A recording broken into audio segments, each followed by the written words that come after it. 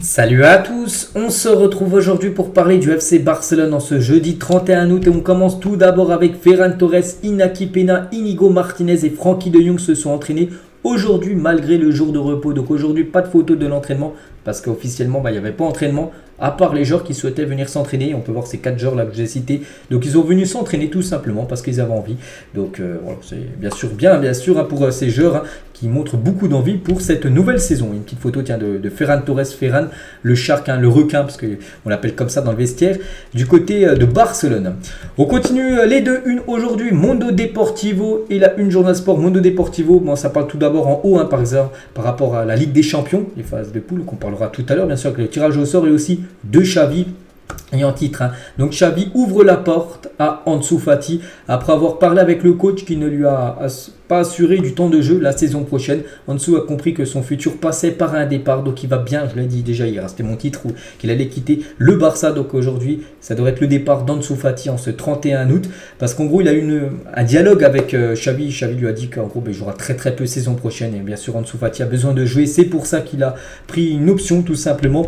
Et regardez la 1 Journal Sport aujourd'hui, donc Ansu à 2 pas de Brighton. Brighton, cette équipe anglaise, pourtant on a beaucoup annoncé du côté de Tottenham, et Brighton arrivé et est passé devant le dossier tout simplement de Tottenham. Et Ansu Fati rejoint Brighton dans le cadre d'un accord de prêt sans option d'achat par Fabrizio Romano. C'est lui qui dit ça, Fabrizio Romano. Donc il a dit son légendaire Here we go. Vous savez quand il dit ça, c'est que le transfert va se faire. Donc voilà, Ansu Fati va rejoindre l'équipe de Brighton, une équipe qui évoluera en Coupe européenne. C'est la Ligue Europa, ils vont jouer la Ligue Europa. Cette équipe de Brighton saison prochaine, n'oubliez pas que Tottenham n'aurait rien joué en compétition européenne, c'est peut-être pour ça qu'il a voulu jouer comme une coupe européenne et c'est pour ça qu'il a choisi Brighton. Donc ça sera un prêt sans option d'achat, donc il reviendra normalement l'été 2024 au Barça et Brighton prendra en charge 70 à 75% du salaire d'Ansu Fati. On va dire que le Barça va payer encore 25%, un quart de son salaire alors qu'il ne joue pas, mais voilà, c'est mieux de payer un quart d'un joueur qui ne va pas jouer, enfin peut-être très peu parce qu'on pense qu'il va très peu jouer la saison prochaine, que de payer 100% de son salaire. Donc voilà, Brighton va prendre quand même 3 quarts du salaire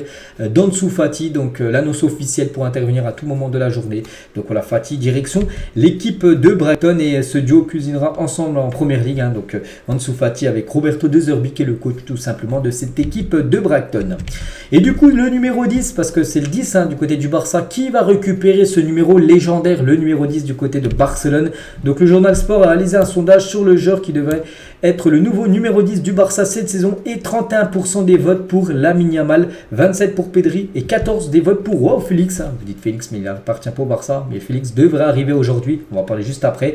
Et Félix, il y en a quand même 14 qui pensent que Félix devrait être le nouveau numéro 10 bien sûr de l'équipe. On peut voir voilà le sondage, 13% pour Frenkie de Jong, 9% pour Gundogan, 3% comme pour Sergi Roberto. Bon, ça ferait, je pense qu'il mérite le numéro 10 Sergi Roberto. Bref, 2% pour Rafinha et 1% pour Ferran Torres. Donc voilà, surtout Lamine Yamal qui a reçu le plus de pourcentage par rapport au numéro 10 qui va être libre avec le départ d'Ansu Fati.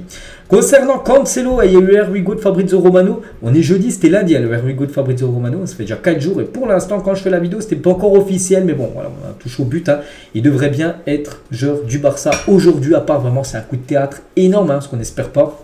Donc il devrait arriver aujourd'hui et Xavi veut même Cancelo pour l'entraînement de demain. Comme j'ai dit, aujourd'hui c'est jour de repos, demain il y a entraînement et Xavi souhaite avoir Cancelo pour l'entraînement bien sûr de demain si ça se fait aujourd'hui. Et Cancelo portera le numéro 2 du côté du Barça normalement et Baldé sera le numéro 3 du club. Voilà, si vous voulez l'avoir dans le numéro de maillot, bon, c'est ce que c'est annoncé actuellement, on verra quand ça sera officiel. Donc voilà, Cancelo ça devrait arriver aujourd'hui. La même chose pour Félix. Félix on l'a beaucoup annoncé aussi il y a à peu près 2 semaines, on disait que si ça se faisait ça se fera dans les dernières heures du mercato. On y est là dans les dernières heures du mercato. Donc Félix aussi devrait être un joueur du Barça.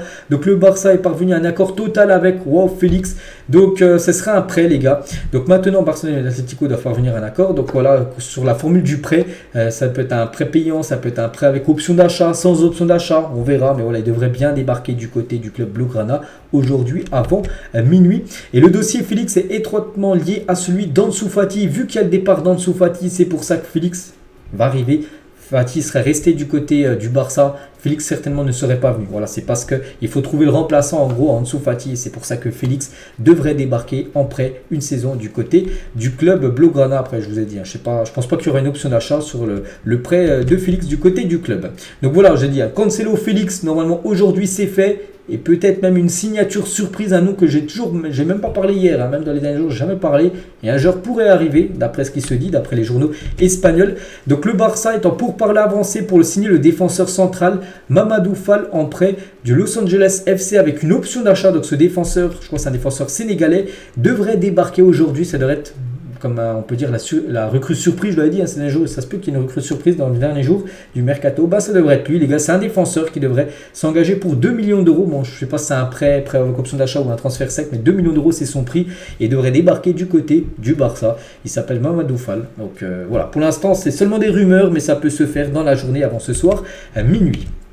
Concernant les départs, donc Abdé, donc le Barça rencontrera aujourd'hui Abdé avec les heures du mercato. Il faut que la dernière réunion pour savoir s'il reste ou s'il part. Donc pour discuter de sa place dans l'équipe, il préférait partir s'il n'a pas un rôle important. Donc il va se mettre d'accord. Il va surtout parler avec Xavi et Xavi va lui dire s'il compte sur lui ou non. S'il compte sur lui, il restera. Si c'est le même discours qu'avec Ansu Fati où en gros il n'aura pas beaucoup de temps de jeu. Ça sent le départ de Abdé aujourd'hui. Concernant Clément Lenglet, ça c'est une bonne nouvelle. Clément Lenglet, Aston Villa, here we go. On avait peur qu'il ne trouve pas de club et du coup il a trouvé une équipe, c'est Aston Villa, le futur de Clément Lenglet. Ça c'est une très bonne nouvelle.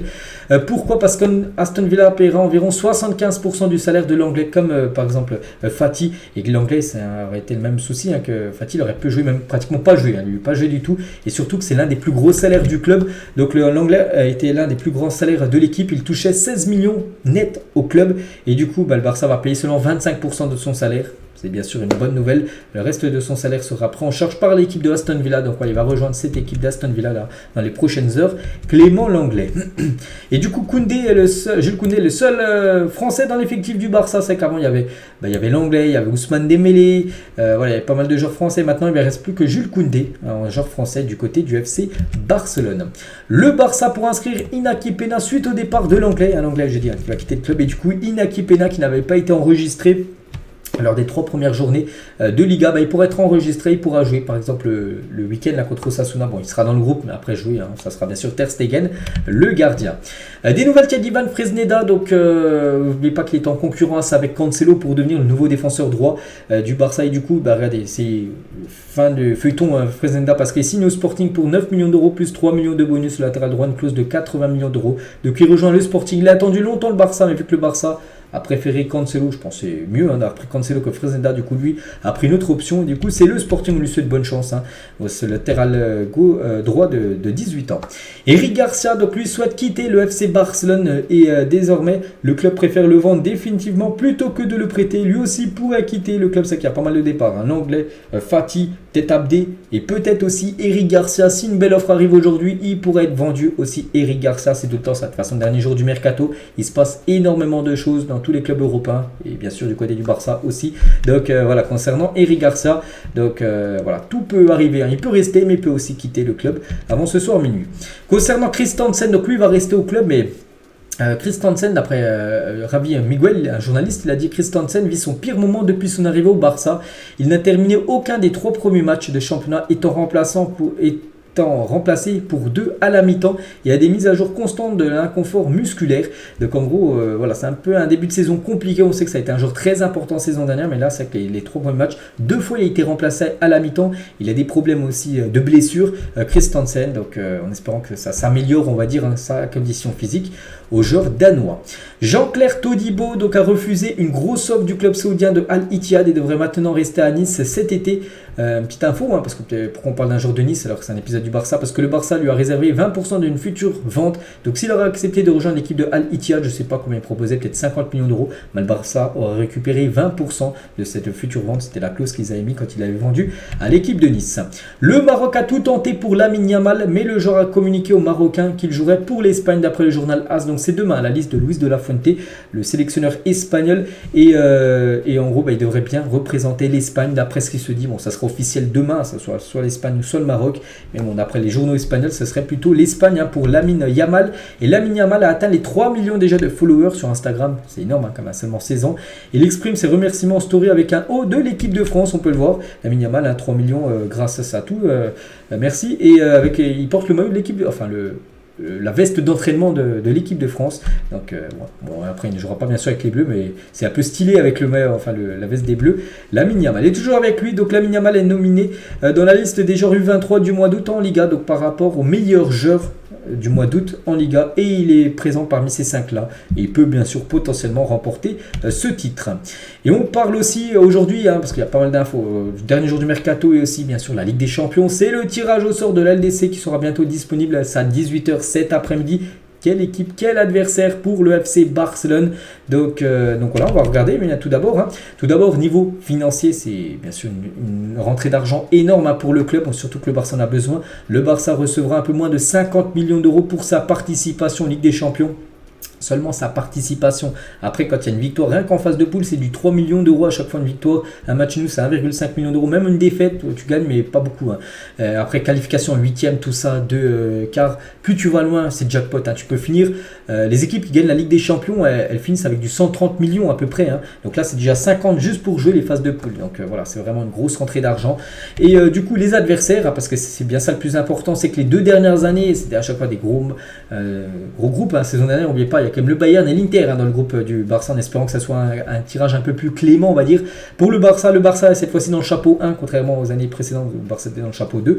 Donc le Barça, ça sera une équipe du chapeau 2, chapeau 3, chapeau 4. Je vais vous donner pour moi le pire et le tirage le plus abordable. Donc dans le chapeau 2, le Barça ne pourra pas affronter ni le Real, c'est tout, ni l'Atlético, parce que c'est 2 clubs espagnols. Donc ça peut être les autres clubs. Donc le pire tirage, je partirais sur qui peut-être Manchester United.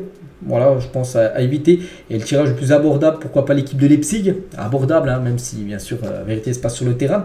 Chapeau 3, je pense l'équipe à éviter, je resterai sur l'AC Milan. L'équipe la plus abordable, le Shakhtar Copenhague ou même l'Étoile Rouge de Belgrade est dans le chapeau 4. Donc il y a la Sociedad dedans que le Barça ne peut pas choper vu que c'est une équipe espagnole. Je pense qu'il faut éviter Newcastle, qui est une très belle équipe, même Galatasaray. Je pense qu'il faut éviter ces 2 équipes-là. Après, pourquoi pas Antwerp, Lens ou l'équipe des Young Boys de Berne qui serait, je pense, le tirage le plus clément, même le Celtic. Donc on verra de toute façon. C'est 18h tout à l'heure. On parlera bien évidemment des futurs adversaires du FC Barcelone dans l'édition de demain. Donc voilà les gars ce qu'on va dire aujourd'hui. J'espère que ça vous a plu. On se retrouve demain, vendredi 1er septembre. Demain, on parlera bien sûr de tout ce qui s'est passé lors de la journée. Et vous allez voir demain, il y aura beaucoup d'infos. Et moi je vous souhaite un bon jeudi et à demain.